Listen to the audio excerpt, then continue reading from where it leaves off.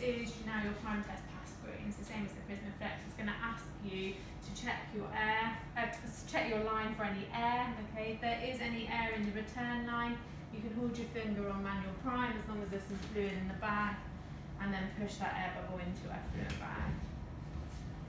It's also going to ask you to inspect the calcium line. Okay, and if you do need to reprime, if you go to more options, that's where you've got reprime calcium line, and then reprime is the repriming whole sets. That would be 2 litres. Okay. It's also then going to ask you to check your deaeration chamber, and at this point you want to make sure it's up to the etched line, so it starts off where you mean to carry on.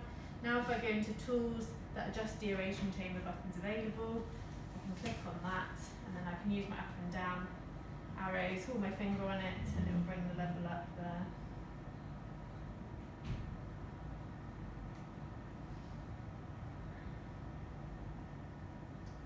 And you can see when I do that, it disables the LLS, that liquid level sensor. You're doing it manually basically. Once you're happy with the level, you just close that down.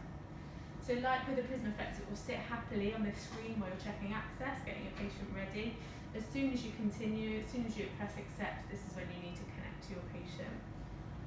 So I'm going to press accept. It's going to give you an overview of your prescription. If you do need to change anything, you can press that button, change flow there. It will take you back to that roller balls and you can change your flow rates.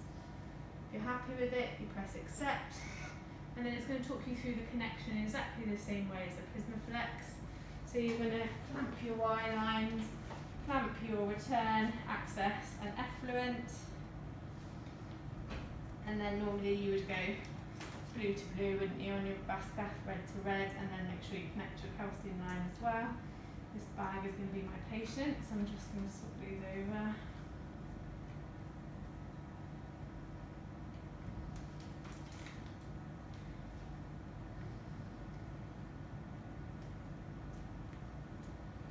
Okay, make sure you unclamp everything, press confirm all. It's also going to get you to double check everything, make sure you've you've taken off all your clamps, and when you're happy, you can press start treatment.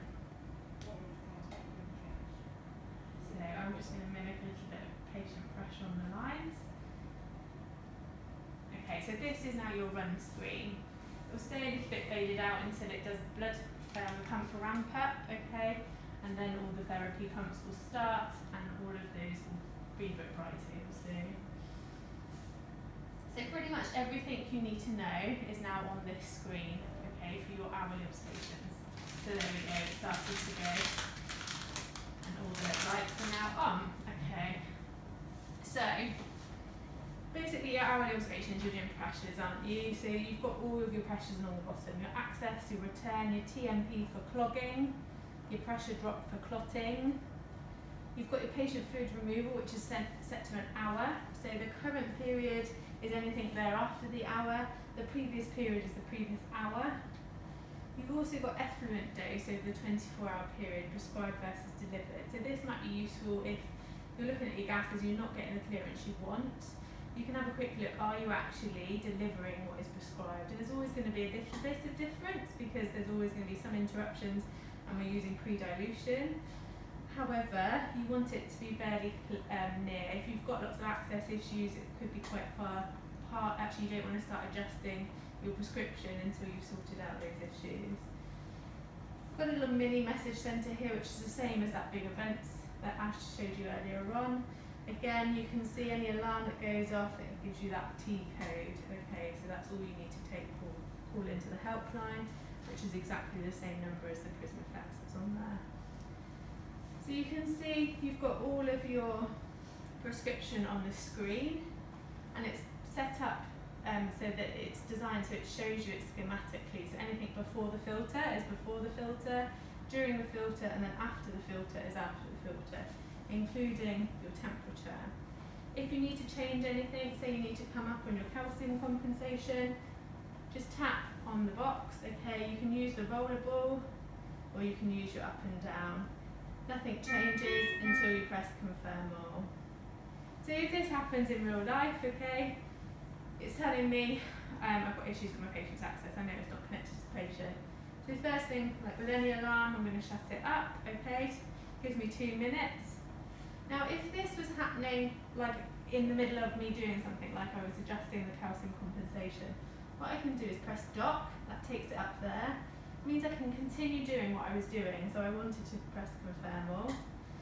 That is now done, and then it will take me back to that alarm.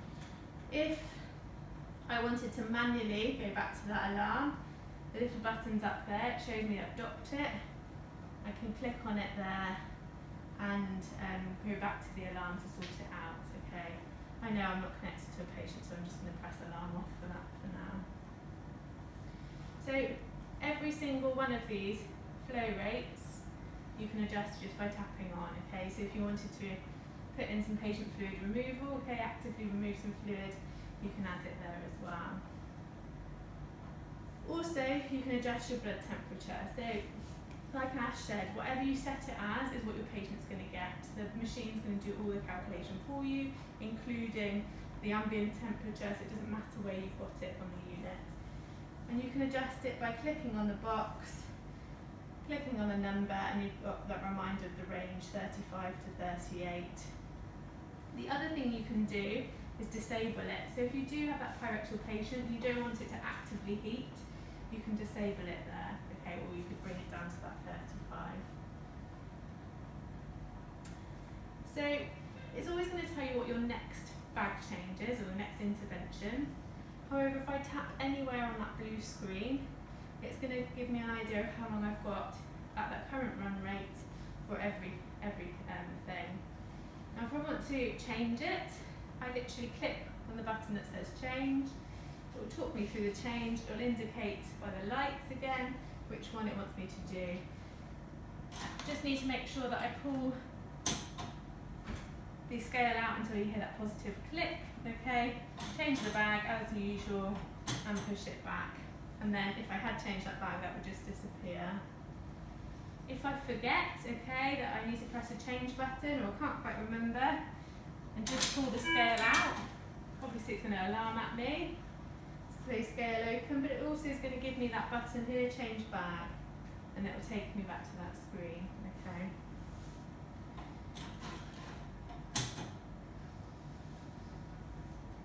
It's going to indicate to you how full the bags are with colour as well. So if I had your normal 5 litre bag on there, straight away it would be full of colour, and then it gradually goes down. So again, it's designed that you can look at a distance and get a bit of an idea. You can also see that your pressures now are showing the colours that you're used to in the bars on your Prismaflex.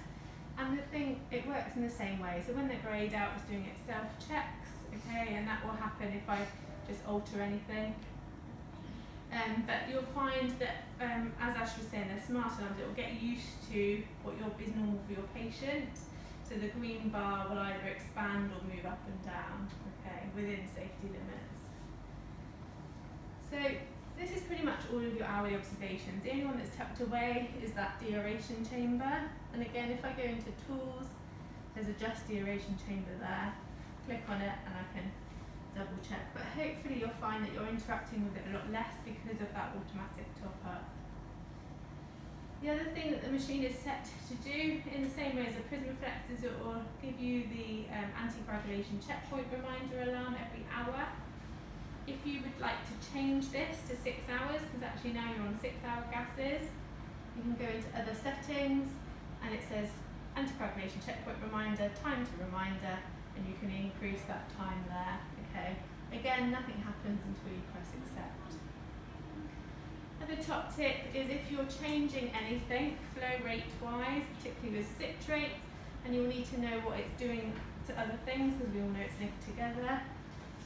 If I tap on the dialysate for instance and change something, anything that changes, i.e. the effluent dose, the pre-dilution percentage, anything like that will be highlighted in blue. Okay, so it's a bit like that view changes button on the Prismaflex.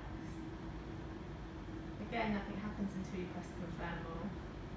Always going to tell you your estimated citrate load going back to the patient, the same as the Prismaflex. So again, now if I go into the history button and have a little look at things, all my charted intervals are going to start to come up, so I've been running for a little while, including my pressures. I just scroll to the right time.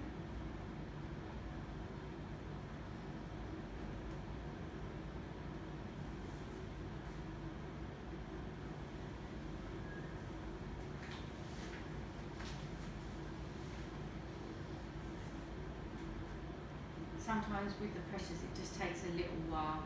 So you'll probably find after sort of 30 minutes or so, this will come up.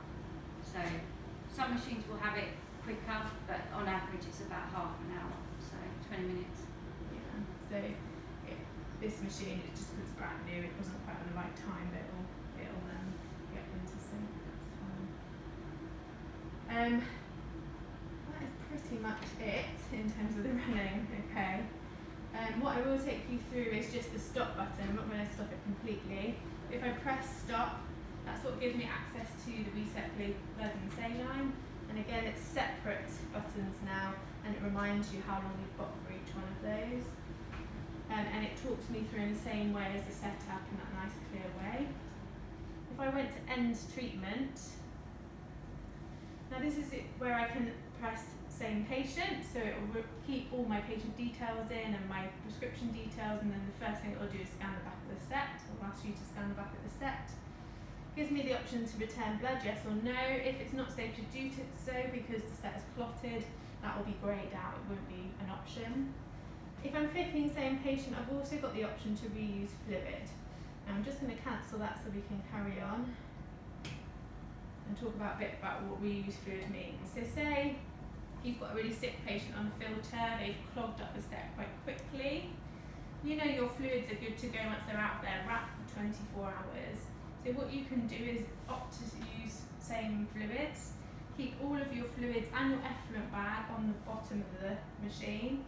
When the machine does all its pre-tests, it will then know that it's expecting some weight on there. So literally what will happen is the machine will have the patient details in, the therapy details, the prescription details. It will tell you to scan the back of the set. You'll just put the set on, connect up to the fluid bags and be ready to go. Okay, so it just speeds that process up a little bit and prevents wastage as well. If you did click same patient and actually by the time you took it off the patient and you change your mind, when you go to the setup, it will always ask you same patient and new patient again, so you've got a chance to clear it all and not to set up from scratch. Like I was just saying, now this button says therapy. That's a quick way just to go to that overview to find out how long your set's been on, for instance. It also gives you access to the patient button, which gives you access to changing the weight and updating the hematocrit, so you can make sure that's nice and accurate. And I think that's pretty much it.